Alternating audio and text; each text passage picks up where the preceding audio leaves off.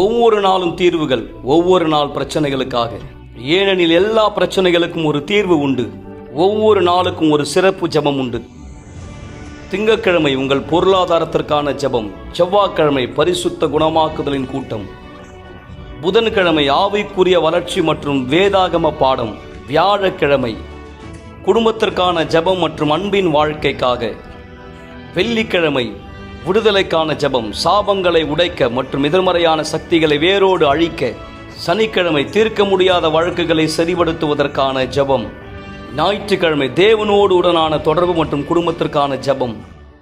கிறிஸ்துவுக்குள் பிரியமானவர்களே, எல்லோரையும் நான் வாழ்த்துகிறேன். யார் நீங்கள் கவலைப்படுவதை நிறுத்துங்கள் நிகழ்ச்சி இந்த நேரம் பார்த்து கொண்டிருக்கிறீர்களோ, உங்களை எல்லோருக்கும் ஆண்டவருடைய நாமத்தினால் வாழ்த்துதலை நான் மீண்டும் தெரிவிக்கிறேன். காரணம், கர்த்தர் உங்களை நேசிக்கிறார். மக்கள், நீங்கள் யாரா இருந்தாலும் சரி, எங்களை திரை வழியா யார் எங்கிருந்து பார்த்து கொண்டிருக்கிறீர்களோ, கர்த்தர் உங்களை நேசிக்கிறார் என்பதை மறந்து விடாதீர்கள். ஒருவேளை உங்கள் வாழ்க்கையினுடைய சூழ்நிலை இந்த தருணத்துல எதிலுமே ஒரு பிடிப்பில்லாத ஒருத்தரா நீங்க இருக்கலாம், நம்பிக்கை இழந்து போன ஒருத்தரா நீங்க இருக்கலாம். எனவேதான் இந்த நிகழ்ச்சி நீங்கள் பார்த்து கொண்டிருக்கிறீர்கள். நீங்கள் கேட்க போகிற சாட்சி, நீங்கள் பெறப்போகிற வார்த்தை, நான் உறுதியாக நம்புகிறேன் உங்களுக்குள் மீண்டும் நம்பிக்கையை புதுப்பிக்கும் என்று. தேவன் உங்களை நேசிப்பதனுடைய நோக்கம் வெறும் ஒரு அன்பினுடைய உணர்ச்சி மாத்திரமல்ல.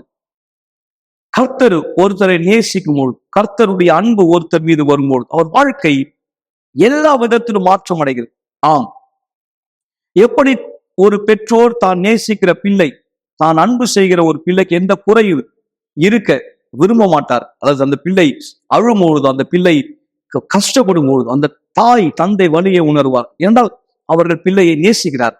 எனவேதான் தேவனுடைய அன்பு நம் மீது இருக்கும்பொழுது நம்முடைய கஷ்டம் அவருடைய கஷ்டம், நம்முடைய வேதனை அவருடைய வேதனை. தேவனுடைய அன்பினுடைய வெளிப்பாடு தான் பரிசுத்த ஆவி ஒருத்தர் மீது பொழிந்தருளப்படும் பொழுது கர்த்தருடைய அன்பு அந்த நபருக்குள் முழுமை அடைகிறது. அந்த அன்பை தான் நீங்கள் பெறும்படி, அனுபவித்து பார்க்கும்படி இயேசு கிறிஸ்துவானவர் சிலுவையிலே மரித்தார், உயிர் தெழுந்தார். அவர் மரித்து உயிர் தெழுந்தனுடைய நோக்கம் இந்த அன்பை நாம் ஒவ்வொருத்தரும் அனுபவிக்கும்படியாக.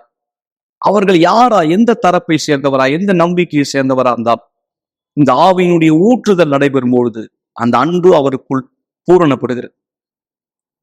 என்ன அவரால் செய்ய முடியும் என்பதை அவர் வார்த்தையில் விவரிக்கிறார். நாம் தொடர்ந்து முன்னோக்கி செல்வதற்கு முன்பாய் இந்த செய்தியிலே ஒரு சிறு வீடியோ தொகுப்பை நீங்க பார்க்கும்படி விரும்புகிறேன். யூனிவர்சல் ஆலயத்திலே நடந்து கொண்டிருக்கிற விசேஷமான இந்த நிகழ்வு ஜூலை மாதம். யார் நீங்கள் உங்க விண்ணப்பத்தை அனுப்ப விரும்புகிறீர்களோ, இந்த நிகழ்ச்சியில் எங்களோட இணைய விரும்புகிறீர்களோ, நீங்கள் கீழே உள்ள தொலைபேசி எண்ணிலே உடனே எங்களை தொடர்பு கொள்ளலாம். நேரடியாய் நீங்கள் வரவேற்கப்படுகிறீர்கள். இன்னமும் உங்களுக்கு வாய்ப்பு உண்டு, நீங்கள் உங்கள் விண்ணப்பத்தை அனுப்பும்படியாய். இதில் கலந்து கொண்ட மக்களுடைய அதி அற்புதமான சாட்சியை நீங்கள் கேட்க போகிறீர்கள். முதலாவது, எங்கே உங்கள் விண்ணப்பங்கள் கொண்டு செல்லப்பட போகிறது, ஏன் இந்த இடம், இந்த இடத்தினுடைய விசேஷ தன்மை என்ன, நீங்கள் பாருங்கள். தொடர்ந்து நிகழ்ச்சியில் இணைந்திருக்கலாம்.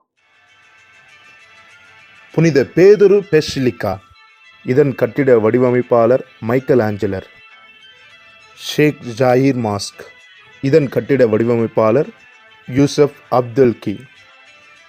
வெள்ளை கோவில், இதன் கட்டிட அமைப்பாளர் சார்லிம் சாய் கொசபிபெட்.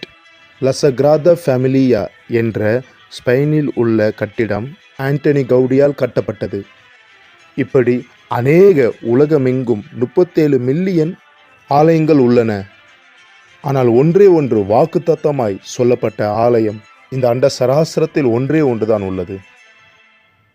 இந்த ஸ்தலத்தில் செய்யப்படும் ஜபங்களுக்கு என் கண்கள் திறக்கப்பட்டவைகளும் என் செவிகள் கவனிக்கிறவைகளுமாய் இருக்கிறது. சாலமோன் மண்டபம் இந்த உலகத்தின் ஒரே ஆலயமாய் தேவன் வடிவமைத்திருக்கிறார். மீண்டும் நான் உங்களை வரவேற்கிறேன் மக்களை. இந்த தடவை இங்கேதான் உங்களுடைய விண்ணப்பங்கள் எடுத்து செல்லப்பட போகிறது. இப்படியான ஒரு நிகழ்ச்சியிலே கலந்து கொண்டு தன் விசுவாசத்தை வெளிப்படுத்தின இந்த நபருக்குள் கர்த்தருடைய அன்பு பூரணப்பட்டது. சாட்சி கேளுங்கள். நாம் தொடர்ந்த நிகழ்ச்சியில் இணைந்திருக்கலாம்.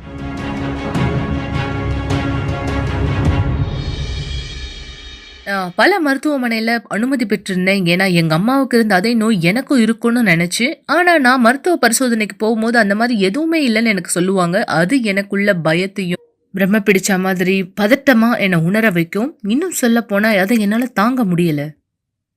நான் வளரும்போது தன்னம்பிக்கையான பெண்ணை போலதான் வளர்ந்தேன். கொழுன்னு என்ன சுற்றி நிறைய நண்பர்கள் இருப்பாங்க. எங்க அம்மா என்ன நிறைய ஸ்டேஜ்களுக்கு கூட்டிட்டு போவாங்க. ஏன்னா நான் ப்ரோக்ராம்லாம் பண்ண, அதனால என்ன பாக்குறவங்க சிரிக்கக்கூடிய தன்னம்பிக்கையான பெண்ணா பார்த்தாங்க. ஆனா எனக்குள்ள நான் எப்பொழுதும் வெறுமையை உணர்வேன். எனக்கும் என் நண்பர்களுக்கும் எப்போதும் பிரிவினை இருக்கும். நான் அவங்கள விட ரொம்பவும் பெரியவங்கள மாதிரி உணர்ந்தேன். ஏன்னா சிறு வயதுல நான் கடந்து சென்ற பாலியல் கொடுமைகள், நான் செய்ய விரும்பாத விஷயங்களை செய்யறதுக்கு என்ன வற்புறுத்தினாங்க. சிறு வயதுல இருந்து ஒரு 6-7 வயதுல இருந்தே நீங்க ஏற்கனவே பார்க்கலாம், என்னுடைய சிந்தனை ஏற்கனவே அதெல்லாம் அப்பாற்பட்டதா இருந்தது. என்ன நடக்குதுன்னு எனக்கு முழுமையா புரிஞ்சுக்க முடியல. இதெல்லாம் நான் கடந்து போகும்போது, இப்படியே நான் வளரும் போது எனக்குள்ள கோவத்தை உடையவளா இருந்தேன். இந்த கோவத்தெல்லாம் என்னுடைய தம்பி மேல, என்னுடைய அண்ணன்கள் மேல நான் தெளிப்பேன். யார பார்த்தாலும் கோவப்படுவேன். ஏன்னா இந்த ஆண்களும் கூட இதே மாதிரிதான் என்கிட்ட நடந்துப்பாங்கன்னு நான் நினைச்சேன். ஆமா, அவங்க வளர வளர இன்னும் அதிகமா கோவப்படுறவங்களா இருந்தாங்க. எப்ப பாரு வாக்குவாதம், சண்டை, சச்சரவுல ஈடுபடுவாங்க. மிக மோசமான சூழ்நிலையில போற அளவுக்கு அவங்க 2 பேருமே சண்டை போட்டுப்பாங்க. பாலியல் கொடுமைக்கு ஆளாக்குறதுனால எனக்கு கெட்ட கனவுகள் வரும். நான் இரவு நேரத்துல என்னுடைய தங்கச்சியை கூப்பிட்டு ரூம்ல வச்சுப்பேன். ஏன்னா எனக்கு ரொம்பவும் பயமா இருக்கும். பாத்ரூம் போறதுக்கு கூட என்னுடைய சகோதரியை நான் கூப்பிட வேண்டிய சூழ்நிலைக்கு தள்ளப்பட்டேன். நான் எப்போதும் பயப்படுவேன், இதே மாதிரி எனக்கு எப்பதான் நடந்துருமோ. ஆமா, அவங்க பண்ற விதத்தை பார்க்கும்போது எனக்கே ஒரு மாதிரி இருக்கும். ஏன்னா அவங்க ரொம்ப பயப்படுவாங்க. சில நேரத்துல என்னை கூப்பிட்டு மேல வச்சுப்பாங்க. ஏன்னா அவங்களுக்கு உண்மையாவே தனியா இருக்க ரொம்ப பயப்படுறாங்க. தனிமையில இருந்த பதட்டமாயி கத்த ஆரம்பிச்சிருவாங்க. அதனால இன்னும் எப்போதும் மேல கூப்பிட்டு அவங்க வச்சுப்பாங்க. அதனால நான் மேல அவங்களுக்கு துணைக்கு இருப்பேன். இதுல நான் தொடர்ந்து போயிட்டே இருந்தேன். மேலும் நான் பலவிதமான பார்ட்டிகளுக்கு போக ஆரம்பிச்சேன். ஏன்னா மத்தவங்களுடைய கவனம் எனக்கு ரொம்பவும் பிடிச்சிருந்தது. நான் எந்த ஆணோடையும் தொடர்பு வச்சுக்கல. ஏன்னா நான் அவங்கள நம்பல. என்னுடைய மோசமான தருணம் என்னுடைய அம்மா இறந்து போன போதுதான். என்னோட பூமியே அதிர்ந்து போன மாதிரி இருந்தது. அவங்கதான் என்னுடைய பாதுகாப்பான போர்வையா இருந்தாங்க. எனக்கு என்ன தேவைனாலும் எப்போதும் அங்க இருப்பாங்க. அவங்க இறந்த செய்தி கேட்ட போது எங்க முழு குடும்பத்துக்கும் அதிர்ச்சியா இருந்தது. நாங்க எதிர்பார்க்கவே இல்லை. எனக்கு சின்ன வயசுல இருந்த பயம் அது பல மடங்கு ஆச்சு. வெறும் ஆண்களை குறித்து மட்டும் கிடையாது, நானும் கூட எங்க அம்மா மாதிரி இறந்துருவேணும்னு எனக்கு பயம் வர ஆரம்பிச்சிருச்சு. வியாதிப்பட்டு வேணும்னு பயம் வர ஆரம்பிச்சிருச்சு. அதன் பிற்பாடு அவங்களுக்கு அதிர்ச்சி ஏற்பட்டுச்சு, பயம், பதட்டம். அதனால பல மருத்துவர்கள் இடத்துல அவங்க சந்திச்சு அப்பாயின்மெண்ட் வாங்கி செக் பண்ண ஆரம்பிச்சாங்க. ஆனா பதிலோ எல்லாமே நல்லாதான் இருக்காங்க, ஒண்ணுமே இல்ல அவங்களுக்கு. ஆனா அவங்க தொடர்ந்து இல்ல எனக்கு சரியில்லைன்னு சொல்லிட்டு இருப்பாங்க. இருந்தாலும் அவங்க ரொம்ப மோசமாயிட்டே இருந்தாங்க. ரொம்ப பயந்தாங்க, பித்து பிடித்தது போல இருந்தாங்க. என்னதான் நான் 2 வருஷமா தொடர்ந்து ஆலயத்துக்கு வந்திருந்தாலும் எங்க அம்மா இறந்த பிற்பாடு என்னால ஒரு செய்தி கூட நினைவுல வச்சுக்க முடியாது. ஏன்னா நான் ஆலயத்துக்கு வெறும் சும்மா சந்திச்சுட்டு போறதுக்காக தான் வந்தேன். ஒரு பொழுதுபோக்குக்காக, யூத் குரூப்காக தான் வந்தேன். தேவனை பெறணும், தேவனை பத்தி தெரிஞ்சுக்கணுங்கிற எண்ணமே எனக்குள்ளாக அப்போ கிடையாது. இது தொடர்ந்து போகும்போது என் சூழ்நிலையை பார்த்து நான் விரக்தி அடைஞ்சிட்டேன். பயந்து நான் சோர்ந்து போயிட்டேன். ராத்திரியில தூங்குறது இல்ல. எங்க அம்மா இறந்த பிற்பாடுதான் இந்த பயம் இன்னும் அதிகரிச்சது. இது இப்படியே தொடர்ந்து போகிற சமயத்துலதான் நான் தேவனுடைய வார்த்தையை கேட்கணுங்கிற முடிவு எடுத்தேன், கேட்க ஆரம்பிச்சேன். அப்ப நான் நம்பின தேவன் ஒருத்தர் தான் என் வாழ்க்கையை மாத்த முடியும். அப்பதான் நான் முதல் முறையா பீடத்தை நோக்கி போனேன். அவர் யாருன்னு தெரிஞ்சுக்கிறதுக்கும், அவரோட உடன்படிக்கையை ஏற்படுத்துறதுக்கும், அவரால என் வாழ்க்கையை மாத்த முடியுமான்னு பாக்குறதுக்கும். நான் அங்க போகும்போது நினைச்சேன், ஏன் நான் சந்தேகப்படணும்? நான் தேவனிடத்துல சொன்னேன், நான் உங்க விருப்பத்தை தெரிஞ்சுக்க விரும்புறேன். எனக்குள்ளாக இருக்கிற இந்த வலியை எடுக்கணும். ஆண்டவரே, நீங்க யாரு, எப்படிப்பட்டவருன்னு எனக்கு எதுவுமே தெரியாது. ஆனா நீங்க யாருன்னு நான் தெரிஞ்சுக்க விரும்புறேன். நான் இந்த தாகத்தை ஆண்டவருக்காக காமிச்சேன். உண்மையாவே முதல் முறையா நேர்மையா பீடத்தை நோக்கி நான் போனேன். நான் என்னுடைய பொருத்தனையை நேர்மையா தேவனோட ஏற்படுத்தின. தேவன் என் வாழ்க்கையை மாத்துறதுக்காக. அந்த தருணத்துல தான் விசுவாசத்தின் சிறப்பு நிகழ்ச்சி நடந்தது. அப்ப நான் சொன்ன, தேவனே, இது ஒரு மாபெரும் வாய்ப்பு எனக்கு. நான் பீடத்து மேல ஏறும்போது எல்லாத்தையும் கொடுத்தேன். பீடத்தின் மீது நான் எல்லாத்தையும் தியாகம் செஞ்ச பிற்பாடு நான் இனிமேலும் உலகத்துக்கு திரும்பி போக மாட்டேன்னு சொன்னேன். அந்த பயத்துக்கு, அந்த பதட்டத்துக்கு, பித்து பிடித்த தன்மைக்கு நான் போக விரும்பல. நான் மேலும் எல்லாத்தையும் தேவனிடத்துல அர்ப்பணிச்சேன். ஆண்டவரே, நீங்க எனக்கு உங்களை கொடுத்தீங்கன்னா நான் என்னுடைய விருப்பத்தை உங்களுக்கு கொடுப்பேன், என்ன உங்களுக்கு கொடுப்பேன்னு சொன்னேன். அந்த தருணம் தான் நான் பரிசுத்த ஆவியானவரை பெற்றுக்கொண்டேன். என் வாழ்க்கை முற்றிலுமா மாற ஆரம்பிச்சது. அந்த பித்து பிடித்த தன்மை என்னை விட்டு போகாது இருந்தது. நான் பரிசுத்த ஆவி பெற்ற பிற்பாடு அது எல்லாமே எனக்குள்ளாக இருந்து இல்லாம போச்சு.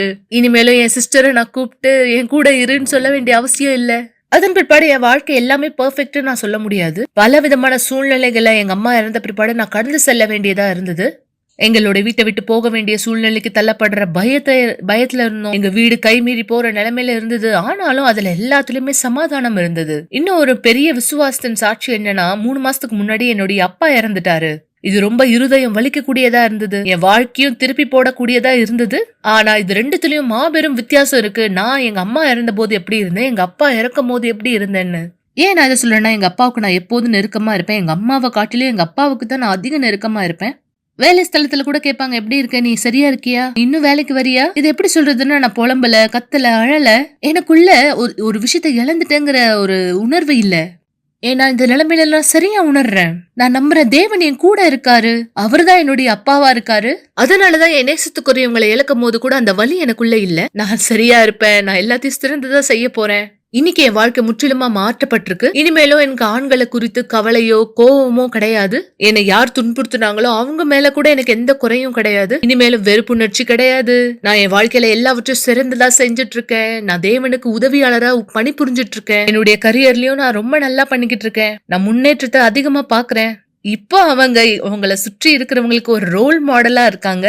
எல்லாவற்றிலையும் அவங்க முன்னோக்கி செல்றவங்களா இருக்காங்க. இனிமேல அவங்க கோவப்படுற நபரா இல்ல.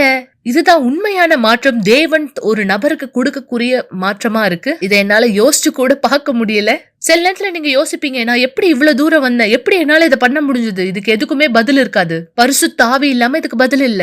உண்மையான ரகசியம் என்ன தெரியுமா? பரிசுத்த ஆவியானவரோட உடன்படிக்கையை ஏற்படுத்துறதுதான்.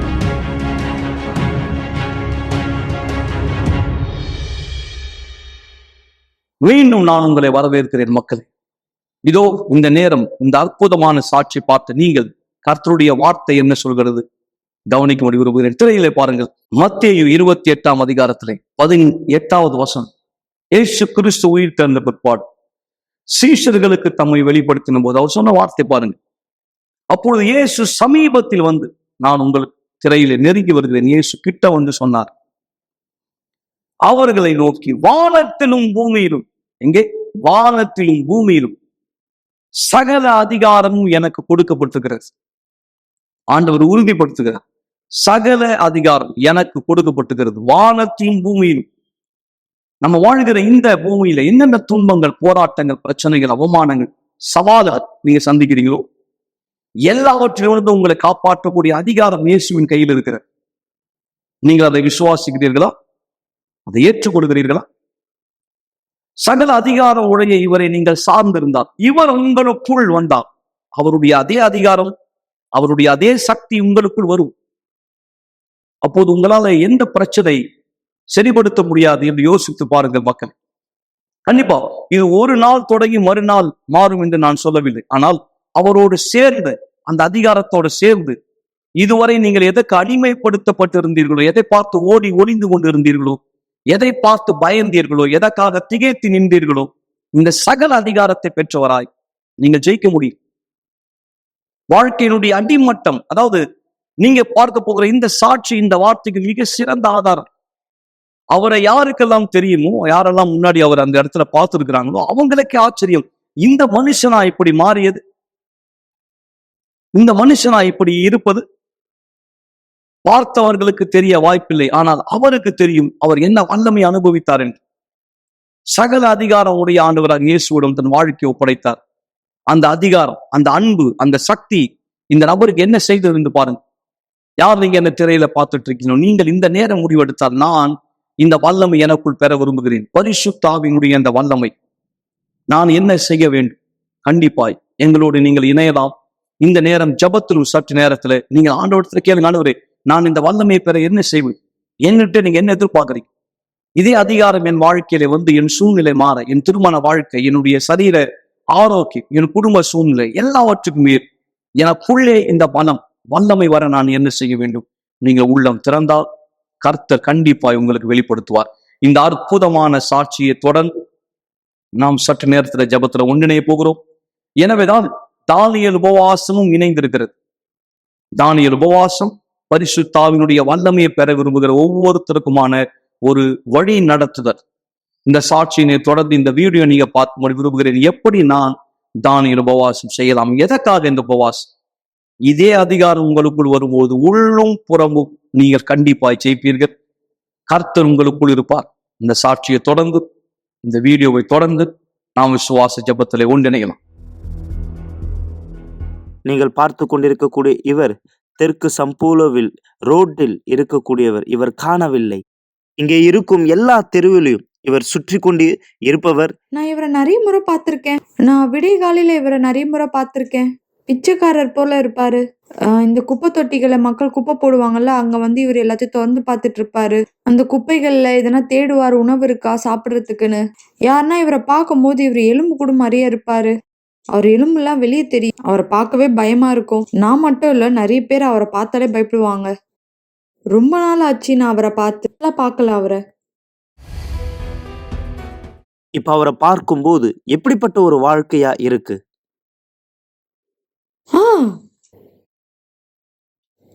என்னால் நம்பவே முடியல. சொல்ல வார்த்தையே இல்ல.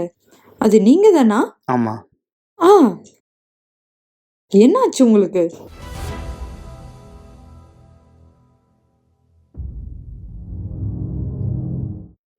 நான் இந்த நிலைமைக்கு வர்றதுக்கு எனக்கு நிறைய விஷயங்கள் நடந்துச்சு. நான் ஒரு பிசாசு கிரியால பாதிக்கப்பட்ட, எனக்கு திருமண வாழ்க்கையில பிரச்சனையா இருந்தது. எப்ப பார்த்தாலும் என்னுடைய மனைவியை போட்டு நான் அடிப்பேன்.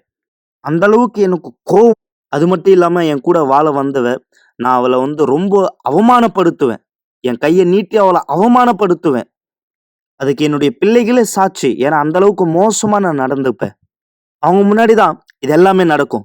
அப்படிப்பட்ட நேரத்துல தான் நான் வந்து ட்ரக்ஸ்ல நான் வந்து செயல்பட ஆரம்பிச்சேன். ட்ரக்ஸுக்கு அடிமையாய் வித்து குடிக்கிறது, நைட் கிளப்புக்கு போறது, பிற்பாடு இன்னும் அதிகமா மோசமாயிடுச்சு. கொக்கைன், மலீனா, கிராக், இந்த மாதிரி ஒவ்வொன்றா நான் எடுக்க ஆரம்பிச்சேன் கஞ்சால. என்னால வேலைக்கே போக முடியாத சூழ்நிலை ஆயிடுச்சு. ஏன், என்னுடைய மொத்த சம்பாத்தியமும் போதைப் பொருளுக்கு நான் செலவு பண்றேன். என் மனைவி வேலைக்கு போனானா நான் என்ன பண்ணுவேன், வீட்டில இருந்து எல்லா பணத்தையும் எடுத்து எல்லாத்தையும் நான் ட்ரக்ஸுக்கு பயன்படுத்துவேன். பசங்களுடைய ஆகாரத்துக்கு எடுத்து வைக்கிற அந்த காசை கூட நான் எடுத்து நான் போய் ட்ரக்ஸ் வாங்கிடுவேன். என்னுடைய அப்பா என் குடும்பத்துக்கு எல்லா நேரமும் பிரச்சனைகளை கொடுத்தார். அவர் எங்க வீட்டுல ஒரு ஜோம்பி போல இருந்தார். எங்க வீட்டுல இருந்து எல்லாத்தையும் திருடுவாரு. சின்ன பொருளை கூட திருடுவாரு.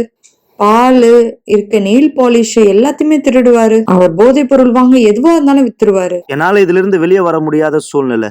என் வாழ்க்கையில எந்த கட்டுப்பாடும் இல்லை. அந்த அளவுக்கு கஞ்சால நான் அடிமையாயிட்டேன்.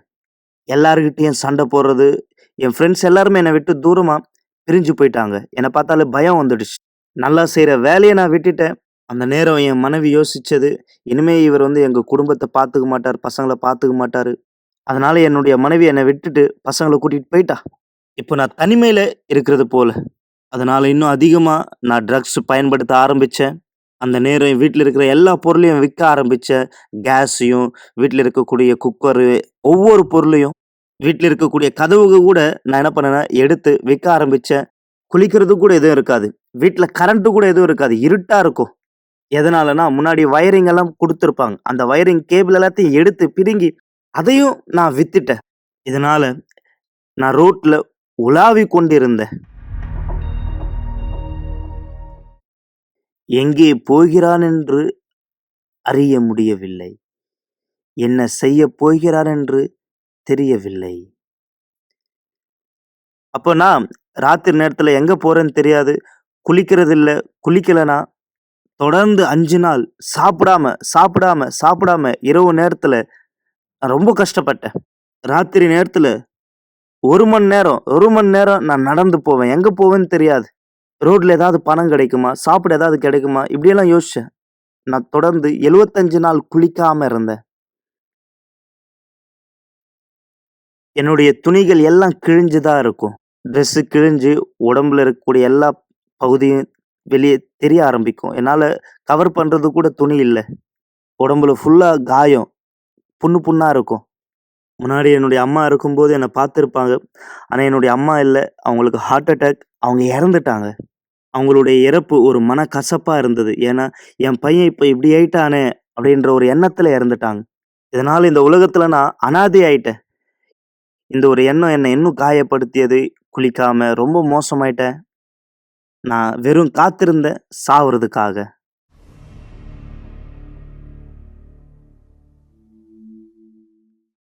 எப்படியாகிலும் ஒருவர் இருளில் இருக்கும்போது வெளிச்சத்தை கண்டடைவார்கள். அந்த ஒரு நாள் யுனிவர்சல் ஆலயத்திலிருந்து ஒரு நபர், ரொம்ப நாளா எனக்கு தெரியும் அவங்களுக்கு. என் சூழ்நிலை எப்படிப்பட்டதுன்றது அவங்களுக்கு தெரியும். அவர் அந்த பக்கமா போகும்போது இயேசு குறித்து என்கிட்ட சொல்வார். அவர் ஒவ்வொரு தடவை வரும்போது ஒரு வார்த்தை என்கிட்ட சொல்லிட்டு போவார். இன்னும் சொல்லப்போனா என் வீட்டுக்கு வருவார். என் வீட்ல கூட நான் இன்னும் கஞ்சா பழக்கத்துக்கு அடிமையா இருந்தேன். அப்ப இவர் எனக்கு ஜெபம் பண்ணாரு. இப்ப எப்படி இருக்குன்னு கேட்டாரு. நல்லா இருக்கன்னாரு. ஆமா நல்லா இருக்கன்னேன். வில்லிங்டன் சகோதரரே, தேவனுடைய வார்த்தையில் சொல்லப்பட்டிருக்கு, எங்கு இருவர் கூடியிருப்போமோ அங்க தேவனுடைய பிரசனம் இருக்கும் என்று. தேவன் அங்கு இருப்பார் என்று சொல்லப்பட்டிருக்கு. நீ நம்புறியா? ஆமா நான் நம்புறேன். இயேசுவின் நாமத்தினால் ஆமென். நீ இந்த ஞாயிற்றுக்கிழமை வரணும். உன் குடும்பம் மாறணும். குடும்பத்துக்காக ஜெபம் பண்ண வா. உன்னுடைய விடுதலைக்காக ஜெபம் பண்ணுவாங்க. சரியா? வருவியா? நீ வருவியா?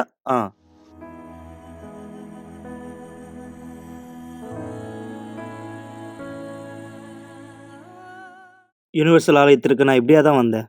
என் வாழ்க்கை முற்றிலும் அழிக்கப்பட்ட வாழ்க்கையா இப்படியா தான் நான் யுனிவர்சல் ஆலயத்துல வந்தேன். அங்க ஒரு பாஸ்டர் சொன்ன வார்த்தை, உன் வாழ்க்கை மாறும். அந்த சத்தியத்தை நான் நம்பினேன். அங்க போதித்த அந்த போதனைகள் நான் கேட்டேன்.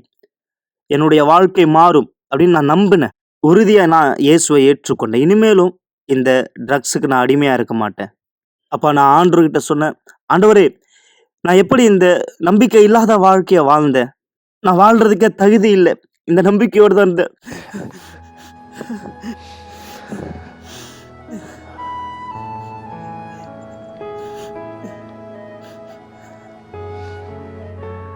நான் பார்த்தேன் உண்மையா இயேசு என்னை கண்ணோக்கி பார்க்கிறாருன்ட்டு. அந்த நேரம் நான் நம்பின உண்மையா ஆண்டவரை நான் என் அப்பாவா நம்பினேன்.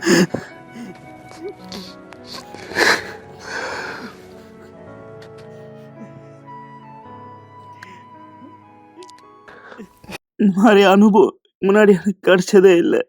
அப்போ ஒரு சத்தம், இதுல இருந்து உன்னால வெளியே வர முடியும் என்ற சத்தம். நான் இவ்வளோ கெட்டது நான் பண்ணேன், இவ்வளோ மோசமா நான் இருந்தேன், நான் மாறி ஆகணும் அப்படின்ட்டு என் வாழ்க்கை நான் ஆண்டவர்கிட்ட அர்ப்பணிச்சேன். அப்பதான் நான் நினைச்சேன், இனிமே இந்த வாழ்க்கை எனக்கு வேணாம், அருமையா வாழணும். உடனே நான் தண்ணீர்ல ஞானஸ்தானம் எடுத்தேன்.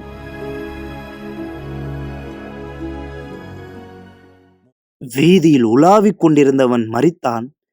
வில்லிங்டன் புது வாழ்க்கையை பெற்றுக்கொண்டான். அன்றையிலிருந்து புது பாதையில் நடந்தார். ரொம்ப நாள் கழிச்சு நான் தடவையா குளிக்க ஆரம்பிச்சேன். இனிமே நான் கஞ்சா பழக்கத்துல இல்லை. இனிமேல் நான் கெட்ட பழக்கத்துல இல்லை. காலையில சீக்கிரமா நான் எழுந்துப்பேன். எக்ஸசைஸ் நான் பண்ணுவேன். எப்போ நான் விடுதலை பெற்றுக்கொள்றதுக்காக புதன்கிழமை, வெள்ளிக்கிழமை, ஞாயிற்றுக்கிழமை நான் ஆலயத்துக்கு போகும்போது இஸ்ரவேல் சிறப்பு நிகழ்ச்சியை குறித்து நான் கேள்விப்பட்டேன். அதுவரையும் நான் முன்பு எங்கேயும் கேள்விப்படவில்லை. அப்ப அந்த பாஸ்டர் கூட்டத்துல சொன்னாரு, இஸ்ரவேல் சிறப்பு நிகழ்ச்சினா என்ன, எப்படிப்பட்ட வாழ்க்கை நம்ம வாழணும், தேவனுடைய பீடத்திலிருந்து ஒரு புது வாழ்க்கை நம்மளால பெற முடியும், அந்த நம்பிக்கை. அப்ப நான் நம்பினேன், தேவனிடத்திலிருந்து புது வாழ்க்கை அவருடைய பீடத்திலிருந்து பெற்றுக்கொள்ளணுன்ட்டு. நிஜமாவே இயேசுவை நான் அறிய விரும்பினேன் முழு மனதோட. பரிசுத்த ஆவி எனக்குள்ள பெறணும் நான் வாஞ்சியா இருந்தேன். பரிசுத்த ஆவியினிடத்தில் இப்படிதான் நான் ஜெபித்தேன், இதுல இருந்து கெட்ட பழக்கத்துல இருந்து என்னை வெளியே கொண்டு வந்தீங்க, இப்ப எனக்குள்ள நீங்க வாங்க. பரிசுத்த ஆவி பெற நான் தியாகம் செஞ்சேன். முன்னாடி என் வீட்டு கதவை வித்து பிசாசுக்கு நான் கொடுத்திருக்கும் போது, இப்போ நான் தேவனுக்காக என் தியாகத்தை ஆயத்தப்படுத்தி பீடத்து மேல ஏறினேன். வில்லிங்டனுடைய பாதம் இத்தனை நாளாய் அவர் சுற்றி திரிந்து கொண்டிருந்த பாதமாயிருந்தது. ஆனால் இப்போ அபிரகாமின் விசுவாசத்தின் பாதையில் நடக்கிறார், மோரியா மலையின் மீது அர்ப்பணித்தது போல. அப்போ நான் ஆண்டவர்கிட்ட கேட்டேன், இப்படிதான் நான் செஞ்ச இந்த தியாகம் எங்கிருந்து என்னை கூட்டிட்டு வந்ததுன்றது எனக்கு நல்லாவே தெரியும். ஆனா நான் விரும்பினது, ஆண்டவரே, உனக்காக ஊழியம் பண்ணும், எனக்குள்ள பரிசுத்தாவியானவர் வேணும். அப்போ பரிசுத்தாவி விட வேற எதுவுமே எனக்கு முக்கியமா தெரியல. அவர் தான் முக்கியமா நான் பார்த்தேன். எனக்கு அவர் தான் வேணும்னு நான் தீர்மானித்தேன். அப்ப எனக்கு நல்லா தெரியும், அந்த நாள் எனக்குள்ள புதுசா இருந்தேன். நான் ஆண்டவர்கிட்ட கேட்கும்போது வித்தியாசமா இருந்தது. கர்த்தர் பரிசுத்த ஆவி எனக்கு கொடுத்தார். அப்ப அவர் சொன்ன வார்த்தை, மகனே, நான் உன் கூட இருக்கேன். அந்த நாள் எனக்கு ரொம்ப சந்தோஷமா இருந்தது, ரொம்ப ஆனந்தமான நாளா இருந்தது. என் வாழ்க்கையில நான் ஒரு மாபெரும் சாதனை செஞ்சது போல இருந்தது. வேற எது கிடைச்சாலும் எது கிடைச்சிருந்தாலும் எனக்கு மதிப்பா இருந்திருக்காது. பரிசுத்தாவி எனக்குள்ள வந்தாரு. இதோ இன்று வில்லிங்டன் மாறினான் தேவனுடைய மனுஷனாய், பரிபூர்ணமாய் மாறிய வாழ்க்கை. இன்னைக்கு நான் மாறி இருக்கேன். என் வாழ்க்கை சந்தோஷமா இருக்கு. நான் ஒரு நபரை தேர்ந்தெடுத்தேன் திருமணம் செய்யறதுக்காக. இன்றைக்கு எனக்கு மறுமணம் நடந்திருக்கு. என்னுடைய திருமண வாழ்க்கையில தேவன் சந்தோஷத்தை கொடுத்தார். என்னுடைய பிள்ளைகளோட நான் பேச ஆரம்பிச்சேன். எல்லாம் நல்லபடியா இருக்கு. நாங்க இப்ப எங்க அப்பா வீட்டுக்கு போறோம். ஒண்ணா சாப்பிட உட்காருறோம். நானு, என்னுடைய பையன், என்னுடைய சகோதரர், அவருடைய மகள் எல்லாரையும் கூட்டிட்டு வராங்க. நாங்க மதிய உணவு சாப்பிட அவரோட போனோம். அவரை பார்க்கும் பொழுது அவருடைய முழு மாற்றத்தை நாங்க பார்க்கிறோம். நிச்சயமா அது ஒரு அதிசயமே.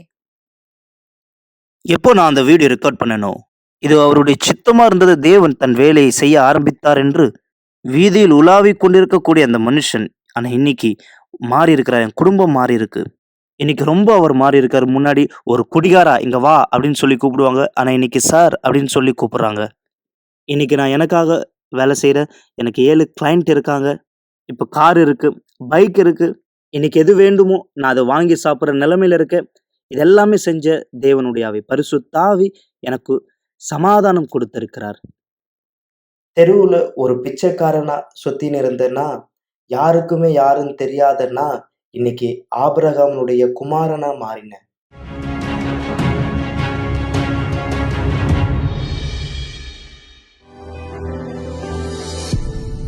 ஜூலை 11ஆம் தேதி முதல் 31ஆம் தேதி வரை சுத்திகரிப்பிற்கான 21 நாட்கள் இந்த உபவாசமானது இஸ்ரவேல் சிறப்பு நிகழ்ச்சியோடு ஒருங்கிணைகிறது. விசேஷமாக யாரெல்லாம் பரிசுத்தாவின் அபிஷேகத்தை பெற விரும்புகிறார்களோ, எதை நீங்கள் தவிர்த்து கொள்ள வேண்டும்? தேவனோடு கூட இருக்கிற உங்களுடைய உறவுக்கு தடையா இருக்கக்கூடிய உலகத்தோடு உங்களை இணைக்கிற எல்லாவற்றையும் எதை நீங்கள் தவிர்க்க கூடாது? UCKG-யினுடைய எல்லா சமூக வலைத்தளங்களையும் அவையாவன நம்முடைய நிகழ்ச்சிகள் ஃபேஸ்புக்கிலே, பிஷப் எடிர் மசேடோ அவருடைய வீடியோக்கள் யூடியூபிலே, யூனிவர் வீடியோ, மேலும் பல எல்லாமே தேவனுடைய காரியத்தோடு சம்பந்தப்பட்டவை மட்டுமே. மீண்டும் ஜூலை 11ஆம் தேதி முதல் 31ஆம் தேதி வரை சுத்திகரிப்பிற்கான 21 நாட்கள் ஒரு மாபெரும் காரியத்திலே ஒருங்கிணையுங்கள். ஆசீர்வாதமான தானியலின் உபவாசமாய் இருக்கட்டும்.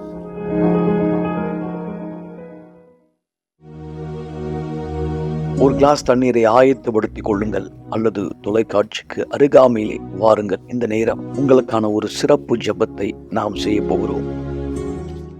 நேற்று மீண்டும் என்றும் மாறாத தேவனே, உம்முடைய வார்த்தையை நான் என் கரத்திலே பிடித்திருக்கிறேன். உம்முடைய வசனம் ஜீவனாயும் ஆவியாயும் இருக்கிற உம்முடைய வார்த்தை. இந்த வார்த்தை தான் இந்த நபருடைய வாழ்க்கையை மாற்றியது. இந்த வார்த்தையின் சக்தி தான் இவர்களுடைய வாழ்க்கையை உள்ளும் புறம்பு மாற்றியது. நீ சொன்னீர், சகல அதிகாரம் எனக்காய் கொடுக்கப்பட்டிருக்கிறது. இந்த அதிகாரம் தான் இவர்கள் வாழ்க்கைக்குள் வித்தியாசத்தை ஏற்படுத்தியது. அவர்கள் ஏற்றுக்கொண்டதனால், விசுவாசத்தினால் இன்றைக்கு யார் தன்னை வாழ்க்கையின் அடிமட்டமான ஒரு சூழ்நிலையில பார்க்கிறார்களோ, பரிதவிப்பான ஒரு சூழ்நிலையிலே இதே வண்ணமை சென்று அவர்களை விடுதலை செய்வதாய், தேவனை கட்டவிழ்ப்பதாய், எல்லா விதமான காயங்கள் மறையட்டும், பிரச்சனைகள் மறையட்டும், பலவீனங்கள் மறையட்டும்.